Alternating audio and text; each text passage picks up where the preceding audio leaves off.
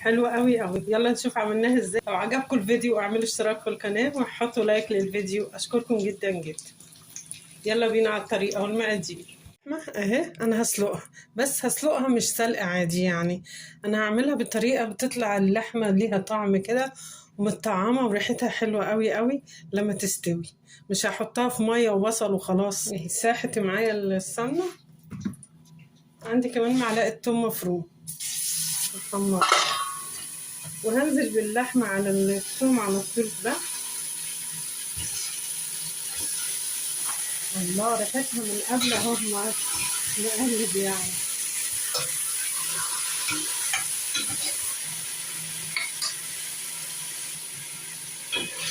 قلب بالمعلقة الخشبة عشان ما تخبطش في الحلة. بكده اللي بالطريقة دي الثوم ده مع معلقة السمنة قبل ما تسلق اللحمة، أو حتى لو فراخ أو أي حاجة تسلقيها، بتدي لها تطعيمة حلوة قوي قوي. بتطعمها وتخلي ريحتها تحفة يعني. هي دلوقتي ريحتها ومش قادرة أقول لكم يعني ريحتها طالعة إزاي، حلوة قوي قوي. وعندي بصلاية اهي هقطعها كده شرايح كبيرة يعني.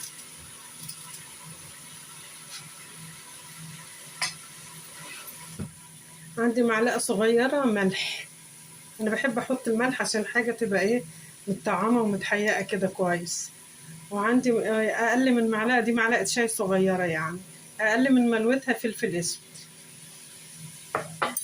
مع الثوم بقى مع البصل والسمنة، الله عليك الله بجد. لكن هتحطي الحاجة كده من قبل ما تشوحيها كده هتبقى يعني حاجة مسلوقة كده وخلاص في مية عادية ملهاش طعم زيادة يعني. جربوها بالطريقة دي، وإن كان فراخ أو لحمة أي حاجة أنت عايزة تسلقيها فاديلها التشويحة دي في الأول.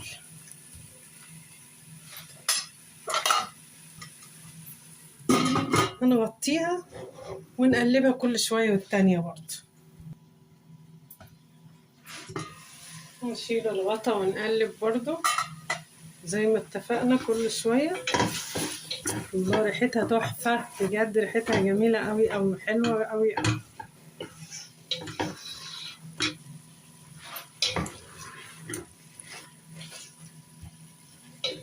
بعد ما تستوي اللحمة دي بالطريقة اللي حمريها تلاقي فيها ريحة التوم كده والبصل متطعمة وحلوة قوي قوي، واخدة طعم حلو جدا مش مجرد مسلوقة وبس.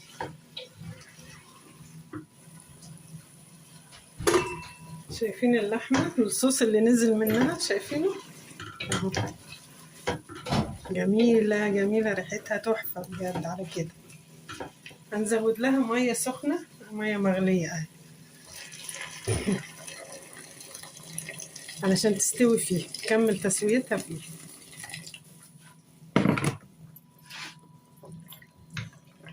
ونظبط الملح بتاعنا بعد كده. هنغطيها ونسيبها تغلي لحد ما تستوي خالص تبقى حلوة وطرية.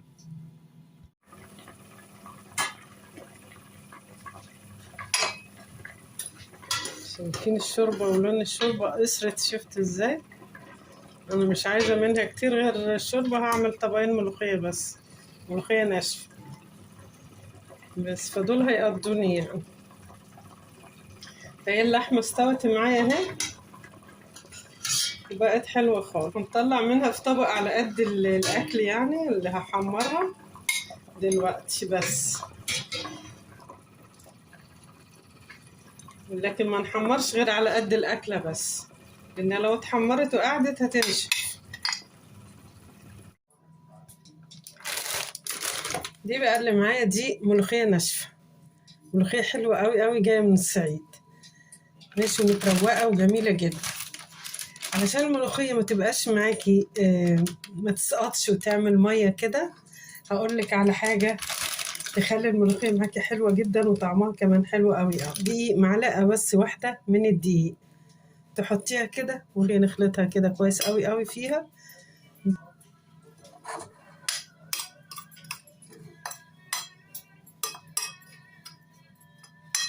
واخدين بالكم؟ بس كده تطلع معايا الملوخية الناشفة، طعمها حلو قوي قوي. انا هعمل طبقين كده بس ملوخية ناشفة اللي هي دي، بتبقى حلوة جدا، نعمل لها الطشة بتبقى طعمها حلو، احلى من الملوخية الخضراء كمان. هنشوفها مع بعض. الشوربة تغلي معايا كده، لازم الشوربة تكون بتغلي علشان انزل بالملوخية عليها. يعني انزل كده بالشوية وتقلبي على طول على طول كده اهو. ونشوفها برضو لو محتاجة تاني هنحط عليها على طول قبل ما تبتدي ايه تغلي، هنحط حبة كمان.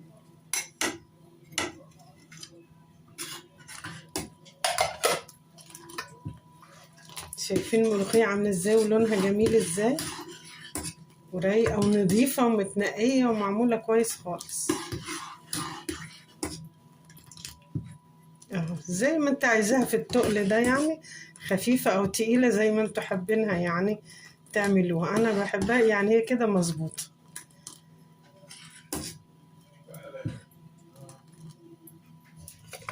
هنعمل الطشة دلوقتي، حطيت الطاسة دي وولعت البوتاجاز، وهنعمل الطشة بتاعتنا. نحط معلقة سمنة بلدي جميلة كده.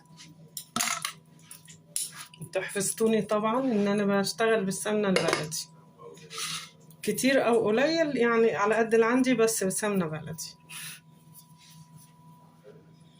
هنحط نص معلقة توم على قد يعني طبقين الملوخية اللي انا عاملاهم.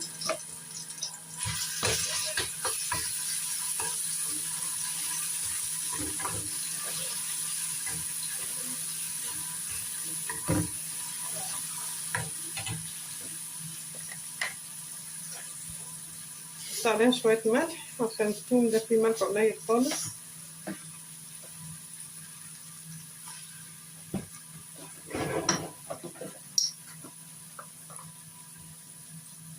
وشوية فلفل اسود.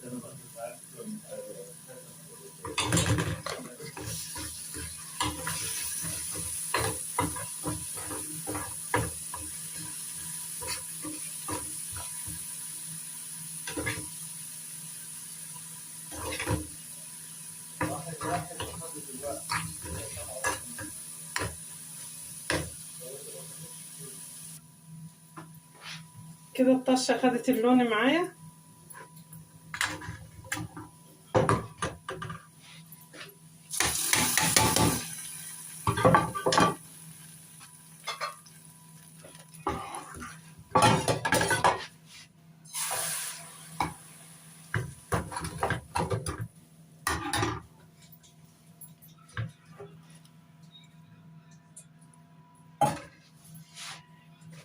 بس كده الملوخية معايا تمام خالص زي الفل اهي، حلوة قوي قوي. شايفين الملوخية حلوة ازاي؟ الله عليها، الله بجد، ريحتها تحفة وطعمها بيبقى احلى واحلى يعني، عارفين؟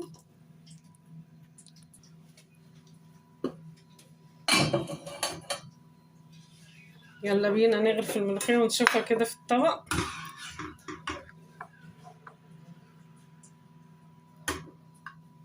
الله عليها وهي سخنة كده وجميلة قوي قوي.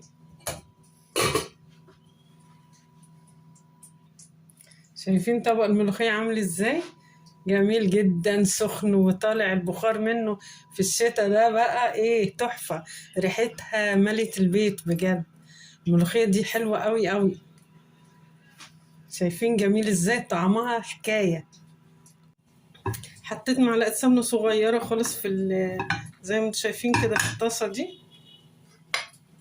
هنحمر فيها ايه اللحم.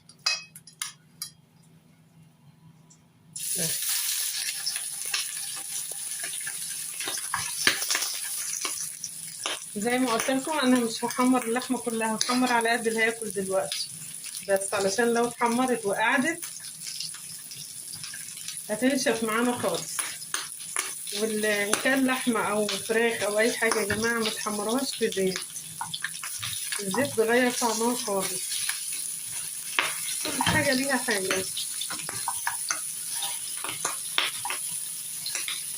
شايفين تاخد اللون الجميل ده كده على الناحية التانية وبس، واطفى عليه.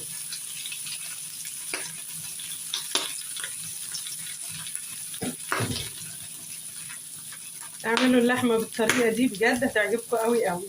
والتحمير بالشكل ده يعني ما خدتش مني سمنة كتير ولا حاجة، نص معلقة، مش حاجة كبيرة ولا حاجة. ما نحطش زيت في تحمير اللحمة او الفراخ او الحمام اي طيور خالص، لان بيغير طعمها زي ما قلت. اعملوها وبالصحة والهنا. لو عجبكم الفيديو اعملوا اشتراك في القناة واعملوا لايك للفيديو. اشكركم جدا جدا.